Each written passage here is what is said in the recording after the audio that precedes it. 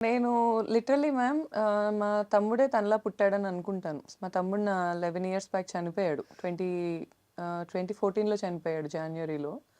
So, 10 years తర్వాత నేను ఈ 10 ఇయర్స్ ఏ రోజు అంత హ్యాపీగా లేను. నా కొడుకు పుట్టాక నేను ఎంత హ్యాపీగా ఉన్నానో, సేమ్ అదే ఆరా. అంటే నాకొక మనిషి ఉన్నారు అనే ఫీలింగ్ ఉంటది కదా! అండ్ నేను స్ట్రాంగ్‌గా ఏం బిలీవ్ చేస్తానంటే ma'am, mom love is great. I agree. నేనది మామ్ అయ్యాకే తెలుసుకున్నాను. ఇంత త్యాగాలు చేయాల్సొస్తదా? ఇన్నుంటదా? అనేది క్లూలెస్ అసల. ఇంత వే ఉంటదా మామ్‌కి అనేది. మా మమ్మీ మీద నాకు రెస్పెక్ట్ ఇంటూ 1000 టైమ్స్ పెరిగింది ఆ టైంలో. అమ్మో! ఇంత చేసిందా మా అమ్మ అని. బట్ పిల్లల్లో కూడా అంతే మ్యామ్. పిల్లలు 1000 మందున్నా మనల్నే ఎతుక్కుంటారు. చాలా ప్రేమిస్తారు. ఏదున్నా తెచ్చి మనకే ఇవ్వాలనుకుంటారు. ఆ ప్రేమ కూడా ప్రతి చోట దొరకదది. నాకు ప్రేమలో కొరత లేదు. నా బిడ్డ ఇచ్చేస్తాడు నాకు ఆ ప్రేమ.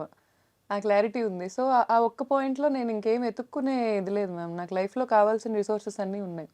ప్రేముంది, సెల్ఫ్ వర్త్ ఉంది, స్కిల్ ఉంది, కష్టపడే తత్వం ఉంది. సో, ఇంకేమి వెతుక్కో అవసరంలా వెళ్ళిపోవటమే ఇంకా. అంతే. అంతే మ్యామ్.